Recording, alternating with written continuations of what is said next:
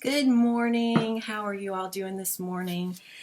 So it's Monday morning, bright and early, and actually we're not going to post this until the evening, but it is nice and pretty outside here where I am. Hope you all had a good weekend, a good relaxing weekend, and hope you did something fun, something relaxing, and if you're like me, you did a little cleaning and organizing. But today we're going to continue talking about faith.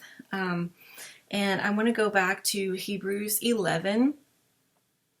The last time we talked about faith and how that faith is for now.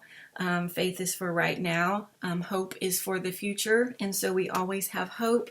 It's always for the future. And faith actually will bring in hope to the present, so it becomes faith.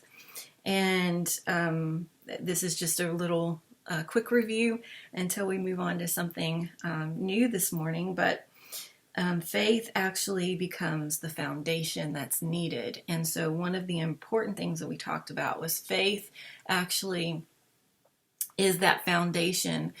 So when you think of a building, you have to have a good foundation. That's actually one of the critical components of building that structure. And so the foundation isn't just a small part of the structure. It actually is a significant part, and it goes really deep and it goes wide. So however wide the structure is, the foundation is a little larger, and it's also in some cases can be as almost as deep as the it can be as deep as the structure itself. Not quite as deep, but you need the depth there to be able to carry the weight of the structure. And so the foundation does that. The foundation is the stabilizing factor, and it is the part of the structure that carries the weight, and it also carries the stress of the building and the structure. And so when there's movement in the earth, or there's weather, or with the weight of extra furnishings and people and things like that in the building, the foundation is what carries the weight and the stress of all of that. And so it's built that way to withstand whatever should come. And so that's what faith is. Faith is the foundation, and we need our faith to go deep. We need it to be wide. So whatever we're pulling in, our faith has to be that. So in order to build on top of it, we have to go deep first. And so that's what we're doing. I'm just going to read the first couple of verses, which is what we just talked about, of Hebrews chapter 11. This says, now faith, which we talked about, faith is for right now. Hope is for the future. Now faith brings our hopes into reality and becomes the foundation needed to acquire the things we long for. It is all the evidence required to prove what is still unseen. So the things that we're longing for, those hopes, those are still in the unseen realm. Now, what is for now is becoming seen, but what is out there is still unseen.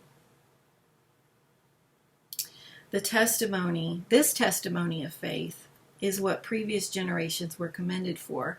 So the rest of Hebrews chapter 11 talks about all of these people who were commended for their faith. They're in what we call the Faith Hall of Fame, which is Hebrews chapter 11. And they were commended for their faith. Faith empowers us to see that the universe was created and beautifully coordinated by the power of God's words. He spoke, and the invisible realm gave birth to all that is seen. So there we see again, when God spoke and he said, light be. That was the first the first command, the first thing God spoke. He said, "Light be." So this thing that was in the unseen came and became the seen. And so what we see there too, and this is not for today, but I'll just mention it, God spoke. And so his word became the thing that he spoke. And so what he spoke in his word, there was an embedded DNA code in the word itself, and that word became the thing that was spoken. And so what I really want to really talk about today, we'll talk about the word and all those good things in a future teaching, but today I really want to talk about this. Let me just open up this verse here. So faith sometimes seems challenging because faith is for now. We have hope. Hope seems like the easy thing. Hope is, I have hope for this, and I have hope. But to bring hope into the present, that seems to be the challenging thing. And because you're going from the unseen realm to the seen, and so you're bridging and you're bringing in from one realm to another realm, and it's challenging to do that. And so faith seems like this kind of mysterious thing, and so it is challenging, and I understand that. And so I think for everybody that is why we're talking about faith, so that we can understand it better and we can grow our roots deeper. We can make that foundation deeper and wider. Okay, so I'm looking at the verse here. Faith brings our hopes into reality. Okay, so, and it's all the evidence we need. So we understand these things. We've talked about these things. How do we actually do that practically? And so I had a conversation with a friend this past week on the phone, and we were talking about how this year has been different. Of course, we all know that. And we were talking about there's also layers in each of our lives that add to what everybody else is going through. So this particular person was telling me that at the beginning of the year he knew that God was going to really teach him about trust. And so in so many ways, I think trust is very connected to faith, obviously. And so you have to have trust. And in some ways, they can be slightly analogous to each other. They're not quite the same, but there are a lot of overlaps. And so we'll just kind of move into trust, because it does relate to faith. And so, we have to trust God. We have to trust Him for finances. So let's say I have this mission here, and it needs provision, and I want to bring that unseen provision into the present, into the scene. And so I'm believing God told me to do this thing, and I say, Lord, you're my only source. You're my source. There's nothing I can do in and of myself to make this happen. Only you can do this. And then I keep walking. And so I'm walking in faith, trusting, but it's challenging because you walk and you walk and you walk and you still see it in the unseen realm, and it's not in the seen realm. And so to obey, this leads me into the verse I want to talk about, 1 Samuel 15:22. Okay, it's really the second half of the verse, but I'm going to read the whole thing. But Samuel replied, "Does the Lord delight in burnt offerings and sacrifices as much as in obeying the Lord?" Here's the part I want us to really pay attention to.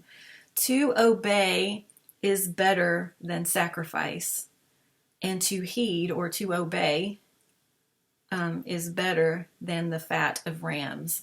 So what this is saying is to obey is better than sacrifice. Okay, so I don't think it was ever God's perfect plan to have sacrifice brought into the equation, where we have to sacrifice for sin and for our shortcomings.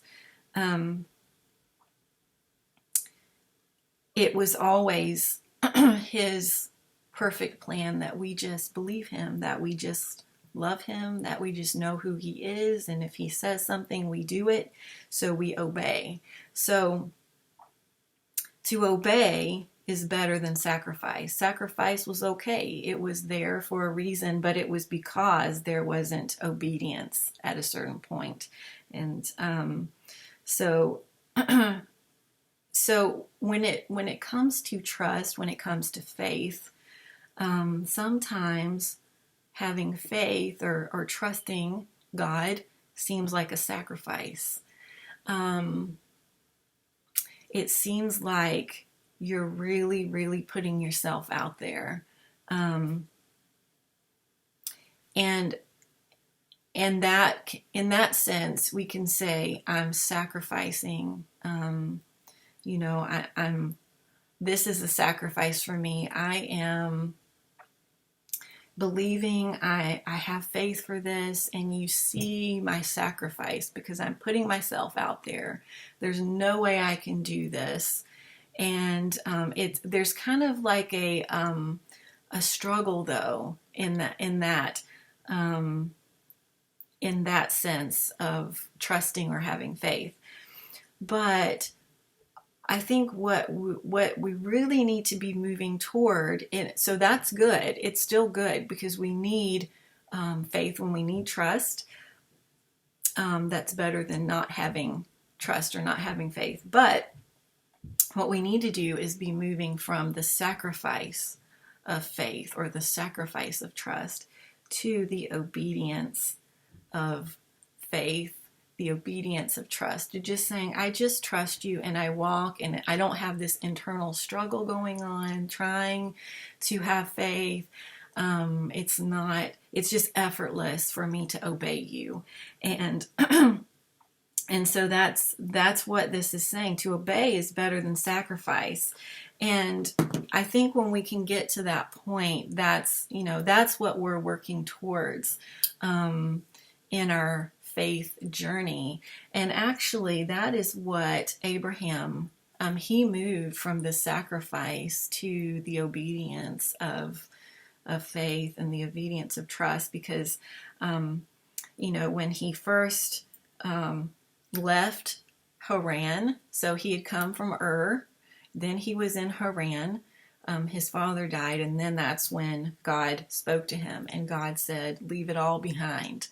Leave it all behind, and there was a list of things. Leave your homeland, leave your family, leave all these things, leave all these people, and go to this land that I will show you. And so Abraham did. He actually did part of that. He started on the journey. He left. He took his wife. He took some servants, but he also took Lot. And that was, something that was really in the definition of all. Leave it all behind. He should not have allowed Lot to go with him. But he did obey partly. He went and he left and he traveled. But you see his walk, 25 years later, and all of these experiences that Abraham had. At the end, we see after Isaac was born, after these 25 years of waiting for the promise, for waiting, for going through all sorts of tests and all sorts of trials and having encounter after encounter with God, Then Isaac is born, okay? And Isaac is born. He's real. He's moved from the unseen to the seen. Wow. And so, like, in the face of all of these odds, their old age, they're 190 years old. In the face of all of these things, Isaac is still conceived and he is born. And then, as he's an older adult, he's a young adult, then God tests Abraham again, and he tells Abraham to go to, basically it's going to be Mount Moriah, where he is supposed to sacrifice Isaac. He's supposed to sacrifice the promise he received, and Isaac is the one who's going to be the father of the descendants. So he has one son, and Isaac is supposed to be the father of the next line of descendants. And if, how is this going to happen if Abraham sacrifices the promise? And so it's interesting that at this point in Abraham's life, we think those thoughts are what we think. But Abraham has gone through such a faith journey. He has moved from the sacrifice of faith to the obedience of faith. And so what does he do? The very next morning, early, it says early the next morning, Abraham gets up and he takes 2 servants and Isaac, and he goes on his journey. It's a 3-day journey, and he goes, and when he gets to the top, he continues. He has already decided, and there is no turning back. He is going to obey completely. He's going to obey fully. He even has the axe in the air, and he is getting ready to sacrifice Isaac. And as his axe is in the air, a ram appears. And so that ram is the substitute for Isaac. Anyway, the point of this is that in the face of what does not seem logical, to give up the 25 years of faith, it seems like a waste to actually obey what God said. But Abraham had so much faith in God, and he knew God on an intimate level. He had encountered God. And I went through all of his encounters. There were 10 different encounters that Abraham had, and some were, multi-part. But through this 25-year period, Abraham had with God, he knew him. He knew who he was. He knew his word. And he had experience with believing and seeing that God did, and his word became what was spoken. And so I think so that's really what I want to talk about today is, let's look at our lives. Let's look at the things that we're believing for. Let's look at the faith that we have for these things out here in the future, in the unseen realm, and what we are believing and having faith for. Let's look and see, is this a sacrifice? Am I in the phase of sacrifice of faith right now? Am I in the phase of obedience of faith right now? Or am I somewhere on this journey to obedience? And so again, it is better to obey than to sacrifice. And so let's move from the sacrifice to the obedience of faith. And we do that by knowing God. We know that we do that by spending time with Him. We do that by having a walk with Him. In our walk, we know and we learn, just like a relationship we have with somebody. We can see that person. We know their track record. We know their history, and we know they keep their word. So the same is with God. And so, I think practically this week, I would say, let's focus on spending more time with Him, on communicating with him, listening to him, telling him what you're thinking. Just be transparent with him and honest and open, and have an actual relationship with him. And so in your faith journey, that is going to strengthen you so that your faith is stronger in him. You can move from the sacrifice of it, because sacrifice, it leads us to think about things like, I don't quite know how this is going to happen. I don't quite know how this is going to take place. And that's not our job.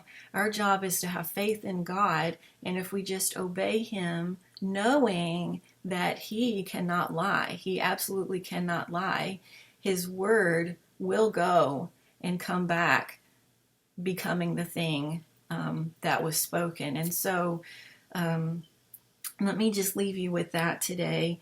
I look forward to the next time. Right now we're doing this every 2 weeks. At some point it will be every week, but right now every 2 weeks. And I just really want to encourage you. And I wish you all a wonderful week. And we'll be back in 2 weeks. So look for...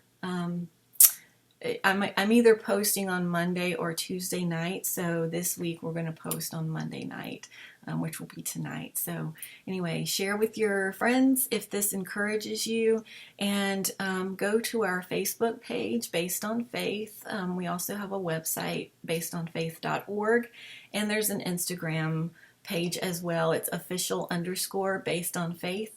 And so you can be encouraged throughout the week periodically. So anyway, wishing you all a wonderful week, sending you love and blessings. Bye-bye.